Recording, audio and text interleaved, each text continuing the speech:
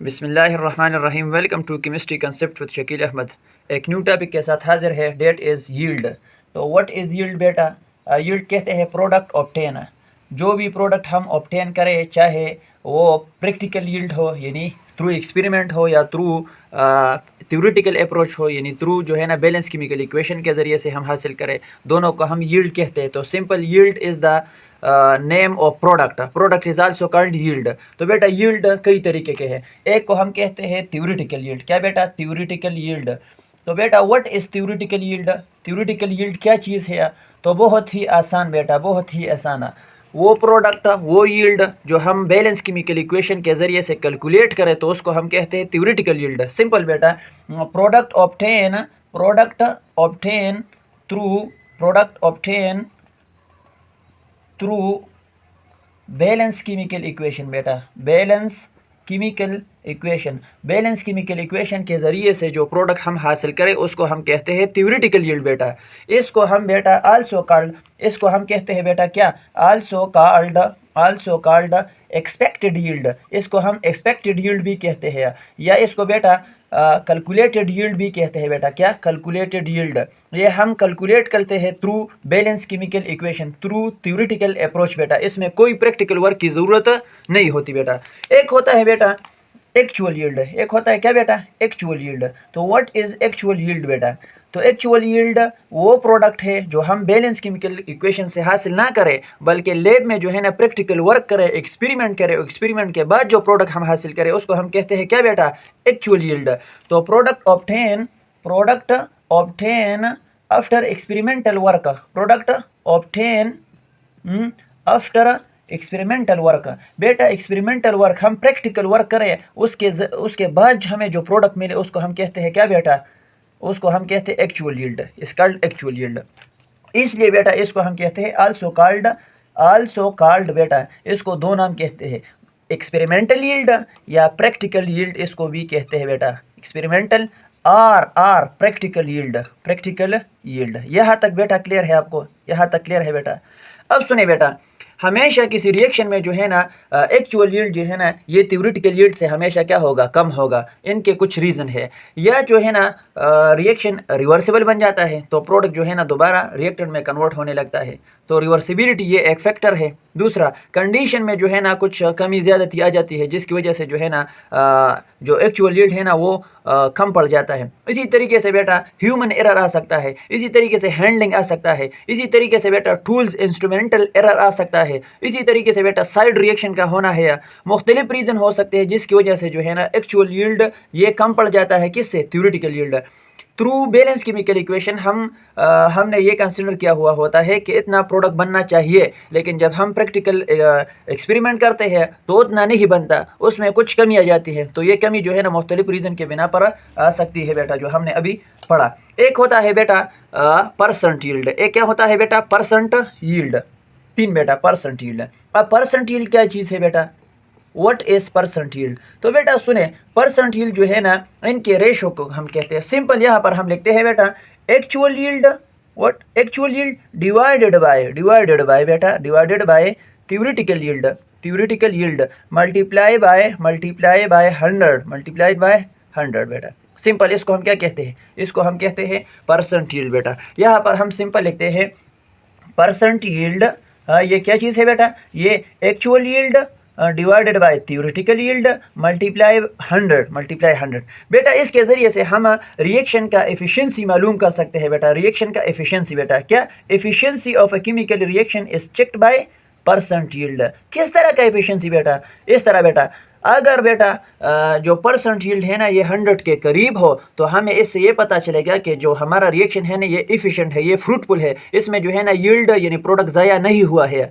और अगर percent yield जो है ना ये 100 से कम हो, बहुत कम हुआ, तो इतना हमें पता चलेगा कि जो हमारा रिएक्शन है ना ये इफ़िशिएंट नहीं है, ये फ्रूटफुल नहीं है, बल्कि इसमें बहुत जो है ना प्रोडक्ट ज़ाया हुआ है। इसलिए जो है ना परसेंट यील्ड जो है ना वो 100 नहीं आया है। तो रिएक्शन का जो एफिशिएंसी है ना ये हम परसेंट यील्ड से हम मालूम करते हैं। तो बेटा अब क्वेश्चन जो इससे आता है वो ये है कि हम एक्चुअल यील्ड को, परसेंट यील्ड को थ्योरेटिकल इससे किस तरह के क्वेश्चन जो है ना हम टैकल कर सकते हैं, परसेंट यील्ड हम किस तरह मालूम करेंगे। तो बेटा यहाँ पर हमने कुछ एग्जांपल और कुछ एमसीक्यूज रखे लिखे हुए हैं। तो फर्स्ट वन जो है ना यहाँ पर एग्जांपल है कि कॉपर कार्बोनेट जो है ना ये डिकम्पोज होकर बनाता है copper oxide plus carbon dioxide. अब क्वेश्चन में पूछा जा रहा है कि अगर मैं 24.8 ग्राम जो है ना कॉपर कार्बोनेट का डिकम्पोज करूँ, प्रैक्टिकल मैंने डिकम्पोज किया हुआ है, तो मुझे मिला है 13.9 ग्राम कॉपर ऑक्साइड। तो दिस इज एक्चुअल यील्ड बेटा, ये एक्चुअल यील्ड हमें दिया गया है। अब इतना ग्राम मैंने प्रैक्टिकल डिकम्पोज किया हुआ है, तो उसके रिजल्ट में मुझे प्रैक्टिकली इतना यील्ड कॉपर ऑक्साइड का मिला था। अब इसको हम थ्योरेटिकली इससे मालूम करते हैं कि कितना कॉपर ऑक्साइड बनता है, तो फिर हम परसेंट यील्ड मालूम कर रहे हैं। तो क्वेश्चन में पूछा जा रहा है कि कॉपर ऑक्साइड प्रोडक्ट है, तो आप इसका परसेंट यील्ड मालूम करें। तो बेटा सुने, सिंपल है। यहाँ पर आप देखें कॉपर कार्बोनेट डिकम्पोज होकर बनाता है copper oxide plus carbon dioxide. अब सुने बेटा, इसका जिक्र है क्वेश्चन में और इसका जिक्र है, लिहाजा आपने इन दोनों को उठाना है। अब सुने बेटा सुने, यहाँ पर कॉपर कार्बोनेट का जो मास है ना बेटा, 1 मोल कॉपर कार्बोनेट फॉर्म 1 मोल कॉपर ऑक्साइड। अब इसका जो 1 मोल मास है वो किसके बराबर है? तो बेटा कॉपर जो है ना 64, कॉपर कार्बन का जो है ना वो 12 होता है मास, और ऑक्सीजन का जो है ना 16 है, तो 3 × 16 तो इससे 48 आता है। तो इस कॉपर कार्बोनेट का जो मोलर मास है ना वो 124 ग्राम आता है बेटा। क्या? 124 ग्राम। तो इस तरह हम कह लें कि 1 mole of copper carbonate is equal to 124 gram. तो 124 ग्राम कॉपर कार्बोनेट जो है ना थ्योरेटिकली हम बैलेंस केमिकल इक्वेशन से ये कह रहे हैं कि बना रहा है बेटा कितना? 80 ग्राम। कॉपर का 64, ऑक्सीजन का 16, तो इससे आता है 80 बेटा। 80 ग्राम कॉपर ऑक्साइड बना रहा है। फ्रॉम बैलेंस केमिकल इक्वेशन में इस तरह कह रहा हूँ कि 124 ग्राम कॉपर कार्बोनेट डिकम्पोज होकर 80 ग्राम कॉपर ऑक्साइड बना रहा है। ये मैं बैलेंस केमिकल इक्वेशन से कह रहा हूँ। अब सुने बेटा, मुझे 24.8 ग्राम दिया गया है। किसका बेटा? 24.8 ग्राम दिया गया है कॉपर कार्बोनेट का। अगर मैं इसको डिकम्पोज करूँ तो ये कितना कॉपर ऑक्साइड बनाएगा मुझे पता नहीं है। एक्स क्रॉस मल्टीप्लिकेशन करें, सिंपल है। तो 24 मल्टीप्लाई हो जाएगा 80 के साथ, 24.8 मल्टीप्लाई 80 बेटा, और x जो है ना 124 के साथ मल्टीप्लाई हो जाएगा तो 124x। अब मुझे x फाइंड करना है। तो बेटा सुने, 24.8 मल्टीप्लाई 80 डिवाइडेड बाय 124 बेटा। तो इससे आता है बेटा 24 मल्टीप्लाई 8 को आप 80 के साथ मल्टीप्लाई करेंगे तो बेटा और डिवाइड करेंगे 124 पर, तो इससे आएगा बेटा 16 ग्राम। तो किसका बेटा? हम कॉपर ऑक्साइड मालूम कर रहे हैं ना, तो 16 ग्राम कॉपर ऑक्साइड मुझे मिला। अब सुने बेटा, थ्योरेटिकली मैंने ये पॉइंट किया कि अगर मैं 24.8 ग्राम कॉपर कार्बोनेट को डिकम्पोज करूं तो उसके रिजल्ट में जो है ना मुझे 16 ग्राम कॉपर ऑक्साइड मिलेगा। तो दिस इज थ्योरेटिकल यील्ड। ये क्या है बेटा? थ्योरेटिकल यील्ड है। ये तो मैंने बैलेंस केमिकल इक्वेशन से फाइंड आउट किया। यहाँ तक क्लियर है बेटा? एक्चुअल यील्ड मुझे दिया गया है, अब मैंने परसेंटेज यील्ड निकालना है। तो बेटा सुने, परसेंटेज यील्ड तो अभी हमने लिखा कि परसेंटेज यील्ड बराबर है actual yield divided by theoretical yield multiply बेटा 100 मल्टीप्लाई 100। तो एक्चुअल यील्ड जो है ना वो 13.9 ग्राम है। तो अब यहाँ पर लिखे 13.9 divided by actual yield, theoretical yield जो है ना वो 16 ग्राम है, 16 gram multiply by 100 multiply by 100। तो आप इसको करेंगे तो इससे बेटा आएगा 86.87% यील्ड ऑफ कॉपर ऑक्साइड। ये यहाँ तक क्लियर है बेटा? तो 100 नहीं आ रहा, क्यों? 100 तब आता कि जो है ना जो थ्योरेटिकल यील्ड है ना, थ्योरेटिकल यील्ड वो 16 ग्राम है ना, तो अगर एक्चुअल यील्ड भी 16 ग्राम होता तब जो है ना परसेंट यील्ड आपका जो है ना वो 100% आता। अब 86 आया है, तो इसका माना ये है कि एक्चुअल यील्ड जो है ना वो 13.9 है, बल्कि थ्योरेटिकल जो है ना वो 16 ग्राम है। तो इसमें कुछ हिस्सा जो है ना वो एक्चुअल यील्ड का यानी वो ज़ाया हुआ है। क्या हुआ है बेटा? ज़ाया। इसलिए जो है ना 100% यील्ड नहीं आ रहा। यहाँ तक हमने किया बेटा। अब कुछ एग्जांपल करते हैं, कुछ एग्जांपल करते हैं। तो बेटा फर्स्ट वन MCQs है, फर्स्ट वन MCQs है। If the theoretical and percentage yield of a product is 70 gram and 90%, then actual yield will be. बेटा सुने, क्वेश्चन में पूछा जा रहा है कि अगर बेटा थ्योरेटिकल यील्ड कितना हो, 70 ग्राम हो, और परसेंट यील्ड जो है ना वो 90 हो, तो एक्चुअल यील्ड कितना होगा? तो बेटा सुने, हमें पता है कि परसेंटेज यील्ड बराबर है एक्चुअल यील्ड डिवाइडेड बाय बेटा क्या? Theoretical yield multiply 100। इस तरह है बेटा। अब सुने बेटा सुने, मुझे तो दिया गया है क्या? मुझे तो फाइंड करना है एक्चुअल यील्ड। तो बेटा सुने, सिंपल एक्चुअल यील्ड के लिए आप ये फार्मूला सेट करें, थ्योरेटिकल यील्ड को यहाँ पर ले आए। क्लियर है बेटा? इस तरह एक्चुअल यील्ड को अपनी जगह पर छोड़ दे, एक्चुअल यील्ड अपनी जगह पर छोड़ दिया, थ्योरेटिकल यील्ड को यहाँ पर ले आए। तो बेटा सुने, परसेंटेज मल्टीप्लाई बेटा थ्योरेटिकल यील्ड डिवाइडेड बाय ये 100 जो है ना यहाँ पर आएगा तो डिवाइड हो जाएगा। तो बेटा सुने, अब इसको करते हैं बेटा। सुने, थोड़ा सा आप इधर तवज्जो करें, थोड़ा सा आप इधर तवज्जो करें बेटा।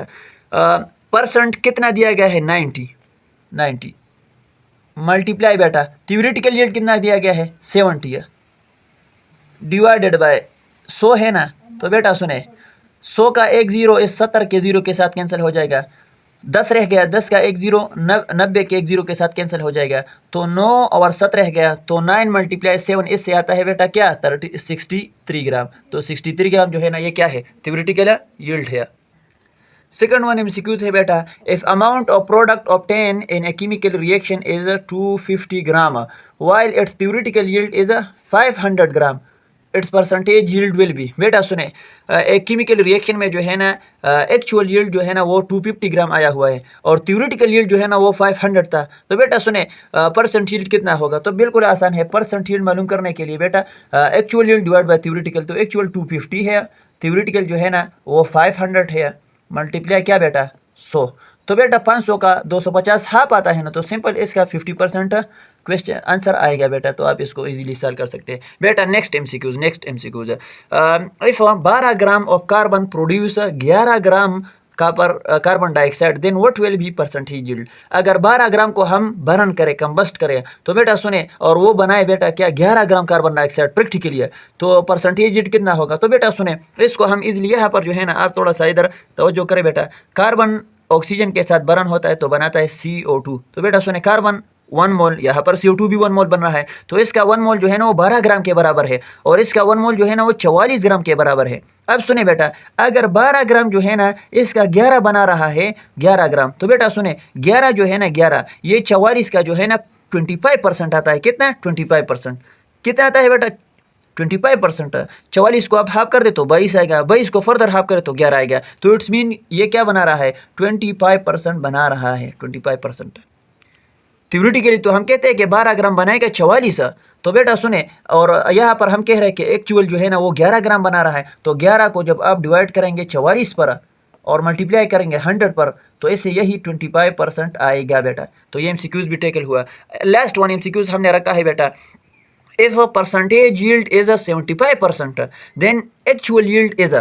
बेटा सुने अगर परसेंटेज यील्ड 75% है तो एक्चुअल यील्ड कितना होगा। तो बेटा सुने 75% हम किसे कहते हैं, किसी भी चीज़ को 100 पार्ट्स कंसिडर करना है, तो 75 100 का तीसरा हिस्सा होता है ना, तो टोटल हिस्से 4 है, उनमें से जो है ना 75 तीसरा हिस्सा होता है। तो बेटा यहाँ पर सुने 4/3 इट्स मीन के 3 टोटल हिस्से नहीं, टोटल हिस्से तो 4 है, 75 उसका थर्ड वन हिस्सा है, तो ये गलत है। 2/3 टोटल हिस्से तो 4 है, 75 उसका तीसरा हिस्सा बनता है, ये भी गलत है।